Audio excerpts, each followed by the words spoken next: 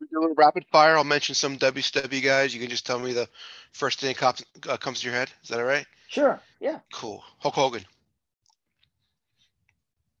Very generous. I mean, my experience is Jimmy Hart and Hulk is very generous.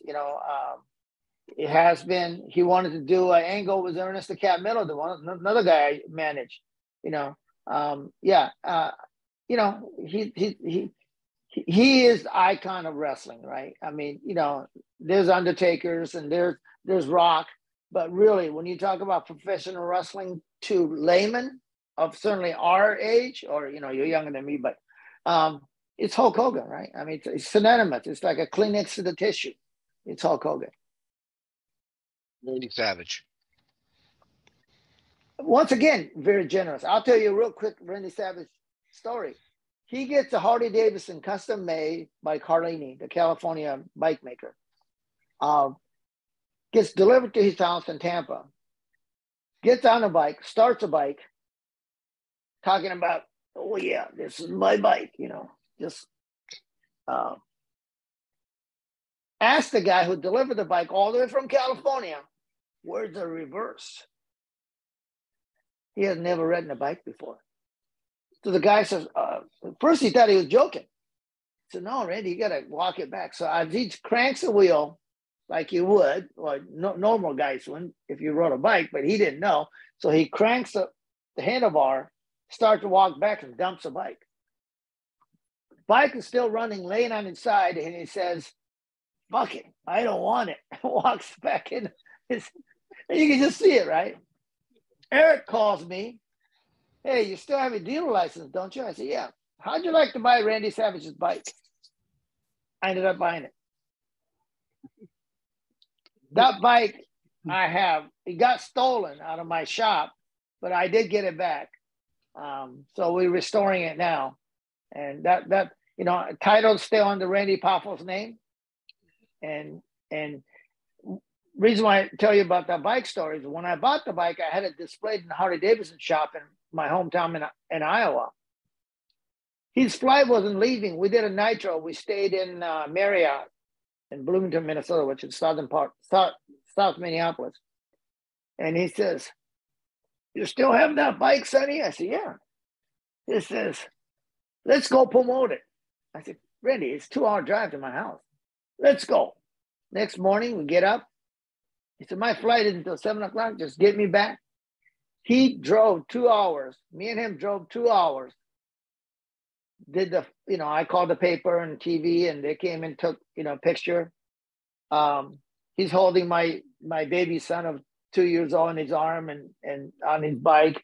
And so we still have time. We're there about noon. And says, where's your kids at? Because he knew my kids from Disney.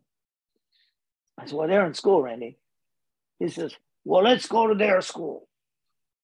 He's got his whole gimmick on. He goes to my kid's school as a show and tell guest. I mean, Randy, the Macho Man Savage, shows up on my kids. Even to this day, when I'm in Iowa, people come up and goes, hey, you're Sonny Onoo, right? And I said, yeah. He says, I still remember when you brought Macho Man to school. He came to my class, and they'll remember that for the rest of their lives.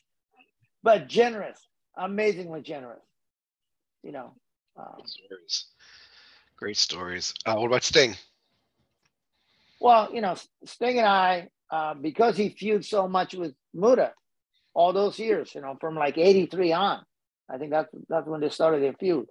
So when I negotiated a deal to bring Sting for the Muta's last event, we spent a lot of time together, getting all the logistics together. But once again, I mean, it's really funny because I said, well, because I was negotiating a lot of financial stuff and all that stuff on his behalf. And I said, look, and the yen was, dollar to yen was pretty weak. So they had to pay a lot more money because we negotiated in the dollar. So when the yen got up a little bit, they wanted to prepay, a Sting. So I go, hey man, they want to pay you. Can you send me your bank account and all that so they can pay you today? And this is like 3 months before the event. He goes, Sonny, I don't want to get paid. What do you mean you don't want to get paid? No, I don't want to get paid till I get there. You know, I have problem with, you know, I feel like you know, a lot of things can happen between now and then. I said, hey, they want to pay you. And I told him why. And he said, oh, okay.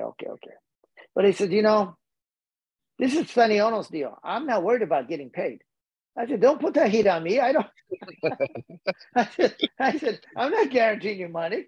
I want them to pay you now. You know, but yeah, he's a great guy. You know, I had such a great relationship with these amazing superstars, you know. So I've been pretty lucky. What about Lex Luger? You know, I don't know a lot about, didn't do a lot with Lex. I mean, we've been to Japan a couple of times together, but, you know, yeah, I didn't, you know, I mean, when I see him now, you know, he's very cordial and generous, you know, but I didn't do a lot with him, you know. I think even back then he had a little standout, you know, kind of attitude, not towards me, but I think that was his persona, you know. I think he hung out with Sting, but you know, I don't know. He hung out with a lot of other people. Flair? The greatest, right? He is. In Japan, I think he's probably, you know, he's the kind of guy who can make you look good no matter if he wrestled me. You know what I mean? He's that good. You know, I think he can wrestle anybody, and it's so entertaining. And I got to tell you, the greatest Ric Flair, certainly what I saw, my vision was when we went to North Korea, when he wrestled for 180,000 people against Antonio Inoki, and the show he put on, you know, he made Antonio Inoki look like, you know, Asian Superman. You know what I mean? You know, I mean, imagine Ric Flair personified the ugly American to them, right? You know, bleach blonde, glitter gowns, you know, comes out with that entrance music, and you know, and psychologically, these North Koreans are propaganda is, you know, the American heathens are, you know, they're going to eat your kids and rape your women, right? Matter of fact, when we went there, first thing we were told was don't rape a women. They said that like as they were greeting you at the airport, like, by the way. As Eric Bischoff and I got in a car with our Secret Service person and a driver turns on and looks at us and goes, don't rape our women. Eric and I looked at each other like, we haven't seen any of you women. we don't, you know, and we were told, you know, watch your P's and Q's and, you know, don't talk negative. Yeah. They're listening to you, everything you say, you know.